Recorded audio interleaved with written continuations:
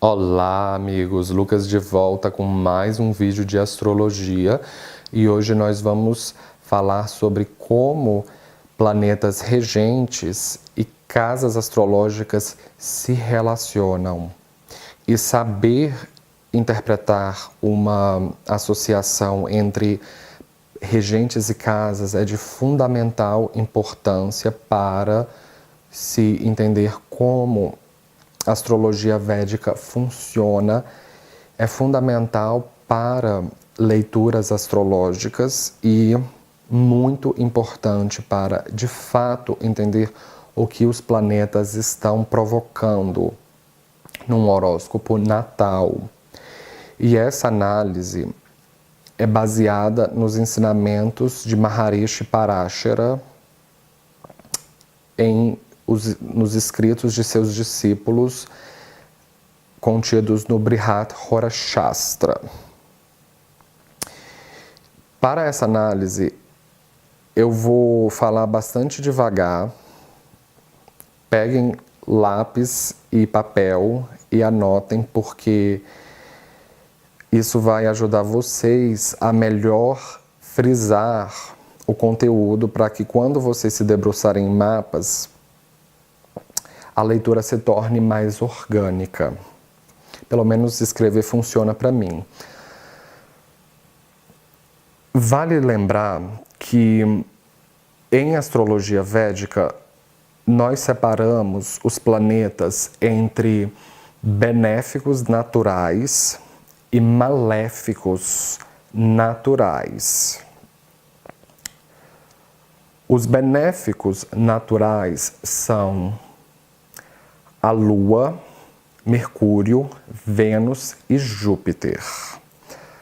Mas a Lua pode se comportar como um maléfico e Mercúrio também. A Lua pode se comportar como um maléfico quando ela estiver na fase minguante.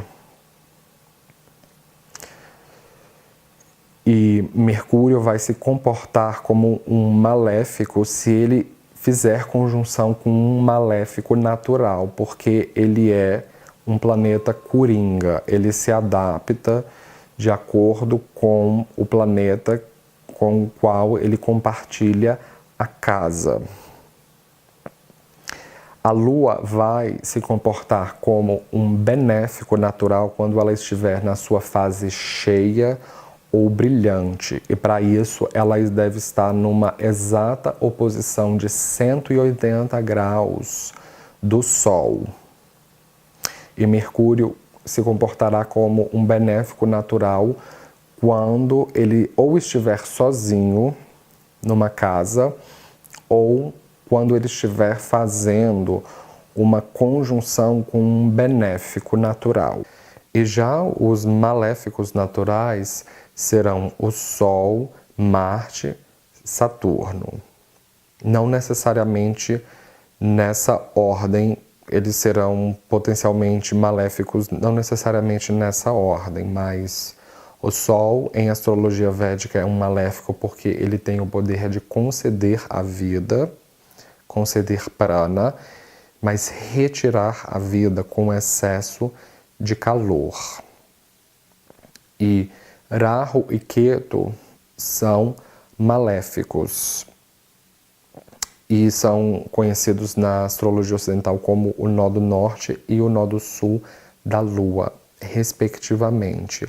Mas Rahu e Ketu vão se comportar de acordo com a natureza do planeta, o qual eles fizerem uma conjunção ou compartilharem a mesma casa e de acordo com o regente da constelação onde eles estiverem no seu horóscopo.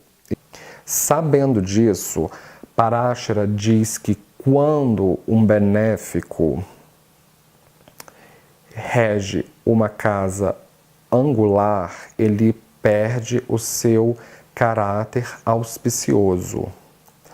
E quando um maléfico rege uma angular, ele perde o seu caráter inauspicioso.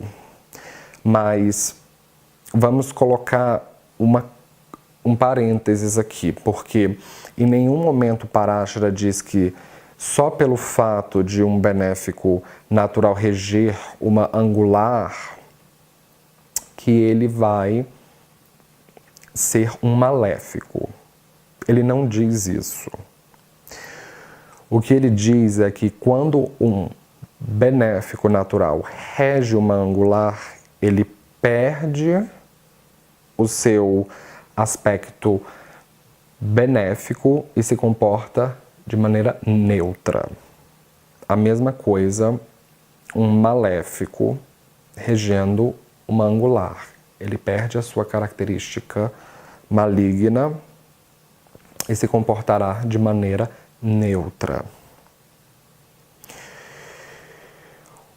Os regentes das casas tricona, que são a 1, a 5 e a 9, são auspiciosos, e particularmente o regente da casa 1, porque ela é tanto uma kendra, ou angular, quanto uma tricona. Então, ela compartilha essa identidade com esses dois grupos. E a casa 1 é conhecida como o Lagna, ou o ascendente. Então, casa 1, Lagna e ascendente são a mesma coisa. E o planeta que rege o Lagna será o Lagnesha do horóscopo, ou regente do mapa. Então, o Lagnesha será de especial benevolência para o horóscopo e é preferível que você o tenha numa casa kendra ou angular ou numa casa tricona, para que o seu aspecto benéfico seja reforçado e não desperdiçado, ok? As casas kendra, que são as casas angulares 1, 4, 7 e 10, são as casas mais importantes para a felicidade. E as casas tricona, que são a 1, a 5 e a 9, são as mais importantes para a fortuna. Então, além disso, as casas kendra são conhecidas como Vishnu Sthanas, porque elas guardam a energia do sagrado masculino, ou a energia do Senhor Vishnu. E as triconas são conhecidas como Lakshmi Sthanas, porque elas guardam a energia do sagrado feminino ou da deusa Lakshmi. Qualquer planeta que reger a casa 3, ou a 6, ou a 11, será inauspicioso para o horóscopo. Porque a casa 3, 6 e 11 são as casas malignas.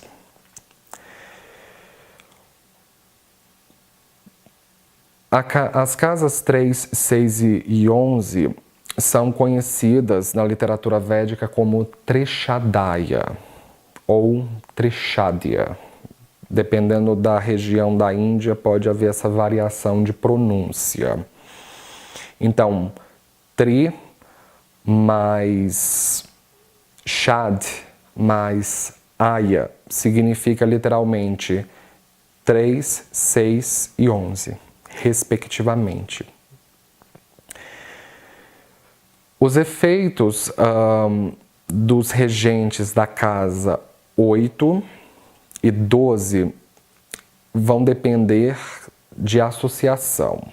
A casa 8 é a casa da morte e a 12 a casa das perdas. Então, você deve tomar um pouco de cuidado quando você estiver trabalhando com mapas védicos, porque em astrologia ocidental, e se você estiver vindo de astrologia ocidental há algum tempo, você frequentemente vai ouvir dizer que a casa 8 é maléfica e a 12 são maléficas, são sempre maléficas, mas em astrologia védica não. São a casa 3, 6 e 11 que são maléficas em essência. Então, o que Parashara quer dizer nos sutras é que a casa 8 e a 12, elas são neutras. Apesar de serem inauspiciosas, porque, como eu falei, a 8 é a casa da morte e a casa 12, perdas. Então, elas têm essa natureza inauspiciosa, mas o dispositor delas será neutro e vai se adaptar a um outro planeta por associação. Então,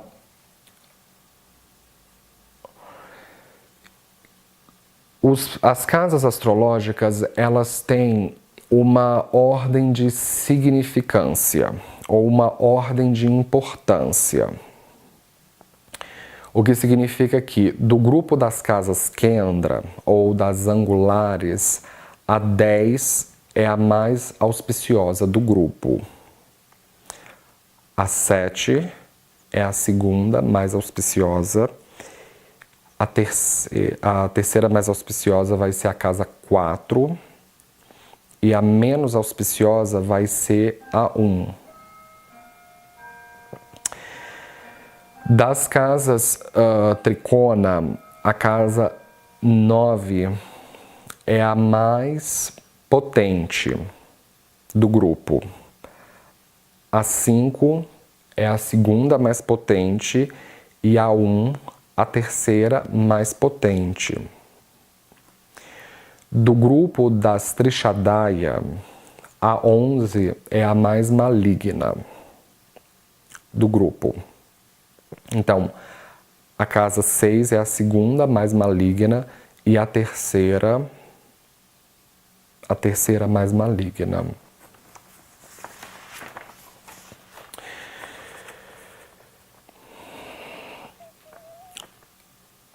A casa 8 é conhecida como Randrabhava e ela é inauspiciosa pelo fato de quando nós pensamos no conceito de Bhavat Bhavan, que na astrologia ocidental é conhecido como casas derivadas, a casa 8 é a 12ª casa contada a partir da casa 9. Então, veja bem, a casa 9 indica o Dharma e a missão de vida numa dimensão social ou coletiva. A casa 12 indica perdas. Então, se você contar 12 casas a partir da casa 9, que é Dharma Bhava, você vai na contagem estacionar na casa 8. Então, a casa 8 é a 12ª da casa 9, ou seja, a casa 8 é a perda de Dharma, ou a perda do propósito social, o que faz dela inauspiciosa.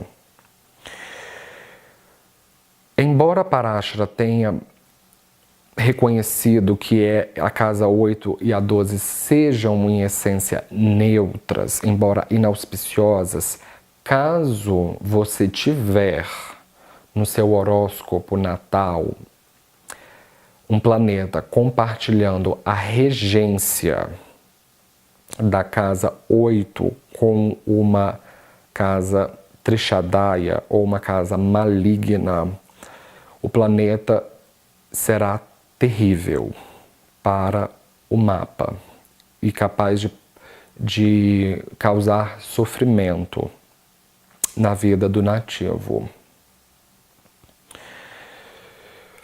Agora, se o regente da casa 8 ou da casa 12 compartilhar no horóscopo a regência de uma casa tricona, como por exemplo Para o ascendente em Áries, Marte ele vai reger a casa 1, que é uma tricona, e a casa 8, que é a casa da morte. Nesse caso, o planeta vai produzir efeitos auspiciosos para o horóscopo, ok?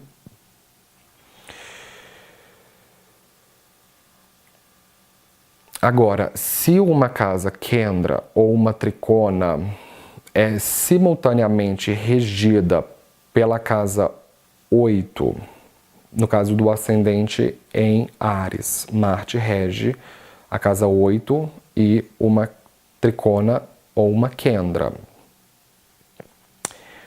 No caso do ascendente em Áries, o Marte vai perder o potencial de formar um Raja Yoga, que é uma assinatura de grandeza, por causa da associação com a casa 8. Então, nesse contexto, a casa 8 é classificada, segundo Parashara, como um destruidor de yoga, ou um destruidor de Raja Yoga. Então, memoriza isso. Sempre que uma casa Kendra ou tricona compartilhar a regência com a casa 8, ela não vai produzir um Raja Yoga. A gente pode pegar o exemplo do ascendente em Leão, que no caso Júpiter vai reger a casa 5 e a 8. Então Júpiter não formará Raja Yoga para o leonino de ascendente. Se um planeta reger duas casas, ele vai produzir predominantemente os efeitos da casa que é mais potente. E isso é baseado na natural potência das casas, que é organizada de acordo com Parashara. Então, as casas mais poderosas é o grupo das angulares, sendo que a casa 10 é a mais potente do grupo. E as casas angulares são mais poderosas do que as Trishadaya, sendo que a 11 é a mais poderosa do grupo das Trishadaya. As Trishadaya são mais fortes do que as Tricona, que são a casa 5 e a 9. Sendo que a casa 9 é a mais potente do grupo das Tricona. A casa 2 e a 12 não têm potência própria. Elas vão se adaptar de acordo com a situação que o dispositor estiver no horóscopo. A casa 8 é sempre maligna e nunca será mais forte do que a casa 1, ou o ascendente, porque a vida deve ser maior ou mais forte do que a morte. Então, com isso, a gente pode estipular uma ordem de força, afluência e potência. Então, a mais poderosa de todas será a casa 10, depois a 7, depois a 4, depois a 1, depois a 8, depois a 11, depois a 6, depois a 3, depois a 9, depois a 5, depois a 12 e por último a 2. Então, a casa 10 é a mais poderosa e a 2 é a menos potente. Quando o Sol ou a Lua, que regem respectivamente a constelação de Leão e de Câncer, regerem a casa 8, eles não vão se comportar como maléficos para o horóscopo, porque o Sol e a Lua são dois luminares e capazes de produzir a força de vida ou prana, e eles não serão afetados pela regência da casa 8 em si. Não significa que eles, se você tiver o Sol ou a Lua na casa 8, que a energia prânica será afetada. Parashara não disse isso.